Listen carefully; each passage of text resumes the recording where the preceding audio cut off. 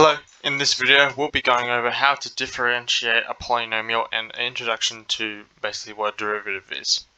So in a previous video I've done on this channel, I established this formula as a way to find the instant rate of change of a function. So if you have, let's say this is a y and x-axis, and you have some function, oh that's a bad drawing, let's just do something like this. Let's say you had a function y equals f of x, and let's say you wanted to find the steepness, like the gradient, at this particular point. So that's a tangent line. Let's see if I can attach that line. So let's say you want to find the equation, or the steepness at this point here on a curve, and that red line just represents the steepness. Let's say you want to find that steepness. You could use this formula here to determine it. So the way we get steepness is we basically get 2 points and we put them together. We put them on top of one another and make this distance between the 2 points equal to 0. I established that in a previous video. At the end of the video, I mentioned that we have a shorter formula for it. So if you have, let's say, f of x equals x squared, or f of x equals x to the 6, or just f of x equals x to the n, and n is any number on the number line. So it can be from negative infinity to positive infinity. Okay? So instead of plugging this here into this to determine our gradient function, we have basically a simpler way to determine it. It was discovered by mathematicians shortly after this. It was a shorthand and it only works for polynomials. So we're going to introduce some new notation. So this formula here gives us a thing called the gradient function. It gives us a function where if you input an x value, you get out a gradient, or a dy dx. Okay? So with a normal function, you have f of x, and you say you have x to the 7. If you put in an x value here, let's say x equals 4, you're going to get out a y value. You input a coordinate value, input a number, you get out another number, and that number, those two numbers together, give you a coordinate. So 4 to the power of 7, that's using my calculator, is 16384. So that gives us a coordinate of 16384. Now if you have a function, if you have f prime of x, so I'm going to find the first derivative of this function. If you have that, which is just 7x to the 6, if you input this x value here, what this function is going to give you, instead of giving you a horizontal, a vertical height, it's going to give you a steepness at that point. So when you input that in, you get this 28672. This number represents, let's say the curve is like, let's draw another axis again. So this is our y and our x-axis, and this is the curve. This is an odd function, so it'll look like this. Let's say it went here. What this number is the steepness at that particular point. This number here is its vertical height here, and of course the 4 is here. So this is 4. This is 16384. But this number here represents the very steepness of the curve. That's what that means, okay? So if you find the first derivative of a function, you get a thing called the gradient function. So if you input an x value, you get out the gradient at that particular x value on the function. That's what that means, okay? So that's basically what instantaneous rate of change is, and basically the first derivative as an introduction to calculus. But instead of using this ugly looking limit up here, we established an easy formula to finding the first derivative, which before, like down here, you're probably wondering how I found that first derivative so easily. Well, the formula to find the first derivative of a polynomial is just this. Okay? So rather than finding the limit of h when it goes to 0, if you have any polynomial in this form, if you have y equals x to the n, if you want to find the first derivative, all you need to do is apply this. Now you're probably wondering, what is this? This is called basically, it's, you got to think of this as not as multiplying by d over dx. It's an operator. This is an operator. I can't spell operator, but you know what I mean. Now, an operator, you're probably like, what's that? Well, just think of this as the same as a plus, or a divide, or times, or subtract. It's an operator. It's a thing you do to things. Like how you say, oh, we can multiply this polynomial or this algebraic expression by 2. Think of it as like, oh, all we got to do is differentiate this. Exactly. That's pretty much what it is. So this little formula here will basically, you'll find the first derivative of any polynomial you have, alright?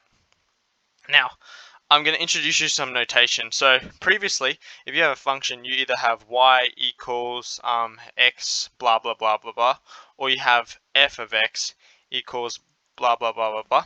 I'm going to introduce you to some notation. So if you have this form here, and you're writing the first derivative, you're going to write dy dx, okay? That's if you have this form here, okay? If you have this form here, you're going to write the first derivative as f prime of x, okay? This is just some notation introduction. So in some questions, if you see, oh, if you have y equals such and such, find dy dx, that's basically asking to find the gradient function. If you have a question where it says f of x equals such and such, find f prime of x, that's literally finding the same thing. Okay, so I think the best way to introduce this formula is to actually have a go at some problems. So I'm going to scroll down to our first problem of the video. So straight off the back, I want you to find the first, basically what this question is here, is I want you to find the first derivative of this equation here. Alright, so if you want to have a go, feel free to pause the video and have a go. Alright, so let's rewrite our law up here. So if you have x to the n and you're after the first derivative of it, all you got to do is you got to bring the n down the front and subtract n by 1. So all I've done is brought this n down the front here, and I've minused it by 1. That's all you got to do if you have a polynomial. If you're dealing with like logs or anything else, there'll be there's other rules for it that I haven't introduced yet. But this video, we're just dealing with ones that have this. Okay, so you're just dealing with x squares, x cubes, x to the 7s, pretty much just all polynomials. Okay. So if we're applying this rule to this, all we got to do is basically just write, alright, so 3, I'm going to leave a gap here, x squared. So our rule says you have to bring our n value down the front. So our n value in this case is 2. So I'm going to bring that 2 down here. So I'm going to have a 2 here, and I'm going to subtract this by 1. So that's all you got to do. And 2 is multiplying by 3, and this is going to simplify to 1. So you're left with 2 times 3, x to the power 1 is just equal to 6x. So if this thing here, instead of writing it like this, if it was written like y equals 3x squared, find dy dx, you would say dy dx is equal to 6x. Okay? Right. So if it's written like this, just differentiate it. But if it's written like this, still just differentiate it, but just write dy dx, because all we're doing, all the differences between a question like this and a question like this is instead of just in this question here, instead of just diffing just this side, we're actually diffing both sides here. So if I just write y equals 3x squared, and I apply my d dx to this, we're going to have d dx of y is equal to d dx of 3x squared. And as you can see, that y moves up there, so we're left with dy dx is equal to 6x. Right? Alright, let's get down to the next question, question 2. So find the first derivative of this polynomial. Okay. So if you want to have a go, feel free to pause the video and have a go. Alright, straight off the back, we're going to write out our rule. So if you want to find the derivative of x to the n, you're going to bring the n down the front, and you're going to subtract n by 1 in the power. So straight off the back, we're going to deal with 5x cubed first. So we're going to bring the 3 down the front. So we're going to have 3 times by 5 to the power times by x, and go minus 1 up here. So we're going to have 3 minus 1 plus. So at this one is just x to the power of 1. So we're going to bring the 1 down the front. So we're going to have 1 multiplied by 6 times x, and go subtract 1 up here. So we're going to have 1 minus 1 plus 5. Now what are we going to do here if we're differentiating this? Well, recall, if we have any number to the power of 0, that's the same as 1, right? So this 5 here is technically the same as 5 times by x to the power of 0, right? Now bear with me. Now if we apply our differential law to this, all we got to do is bring our n, which is 0, down the front. So we have 0 times by 5 minus 1. Now 0 times anything is 0, so this whole thing disappears. So this is going to be a new rule. If you're finding the differential of not a function but any constant, let's say c, it's going to be 0. Because think about it, if you have a graph, alright, if you have y and x, and you have just the equation y equals 5, that's just this, isn't it? So that's the line y equals 5. And if you wanted to find the gradient of that line, there is no gradient, is there? There is no rate of change. There is no steepness. So it makes sense for the first derivative of this equation to be 0. Because there is no steepness. There is literally no steepness. It is all flat, mate. It's all flat. So that's why if you differentiate a constant, it is 0. Because it makes sense, because you don't have any steepness if nothing changes. Okay? So I'm just going to rub that out now. So simplifying this, that's going to be 15 x squared plus 6. The x is so that's going to be a 0. So x to the 0 is just 1, so that's going to be a 6, and that 5 is going to be away. So this is our answer. This is the first derivative of this function in here. Okay? Alright, question 3. This is what I was talking about before. If you have y equals x to the 9 plus 7x, find dy dx. So it's asking for the first derivative, otherwise known as the gradient function, of a function you've been given. So this function here, if you put in an x value, you'll get out a y value. We're after a function where if you put in an x value, you'll get out a gradient. So just feel free to have a go at this. Pause the video if you want to have a go, and I'll start solving it. Alright, write our rule. If you want to find the derivative of x to the n, all you got to do is bring the n down the front and subtract n by 1. Alright? So, dy dx is going to be 9 multiplied by 6, x to the 9 minus 1, plus 7 to the x, so this is a 1. The 1's going to go down here, times by 1, minus 1, so that whole thing is going to be x to the 0, which is just 1. So we can rub that whole thing out then. 6 times by 9, that's going to be 56. No, not 56, 54.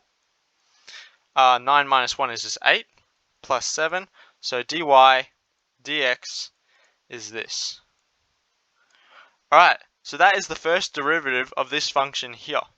Alright, so if you got asked to alright, find dy dx and then find this gradient when x equals 2, you would substitute that x value into there and you would get a dy dx.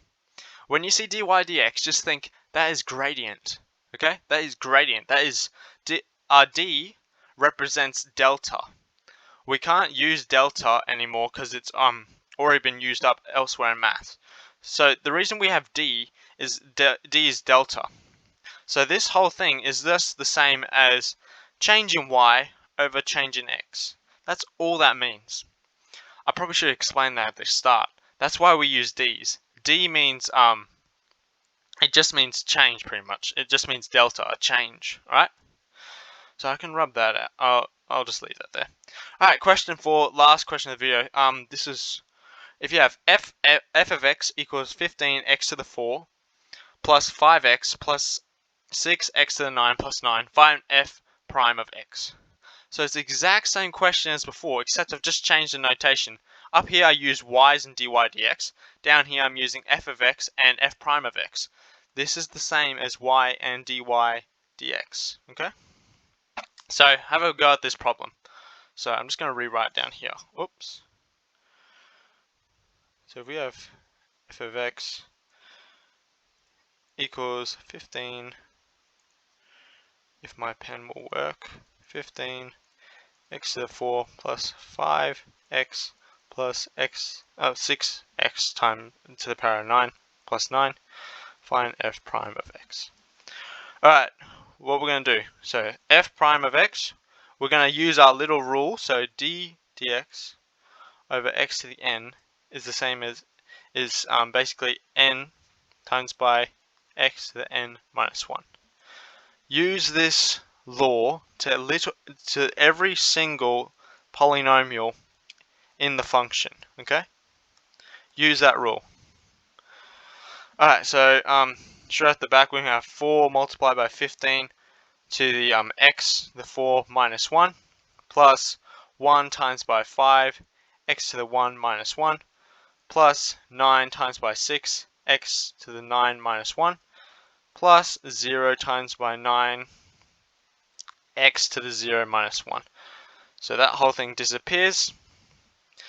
This front thing simplifies to 60, x to the 3, plus 5, because that whole thing turns to x to the 0, which is the same as 1. This here, plus 9 times by 6 is 54, multiplied by 9 minus 1 is 8. So this is f prime of x. Okay? Cool. Alright, that's all I have for this video. I'm going to be making another video on more problems like this. So this video, we just dealt with polynomials and stuff. Of course, studying math, there's tons of functions. There's y equals sine x. There's y equals log x. Oh, that's a terrible looking log. Y equals log x. Y equals e to the x. Y equals cos x. Y equals tan x. There's literally thousands of functions. There's so many.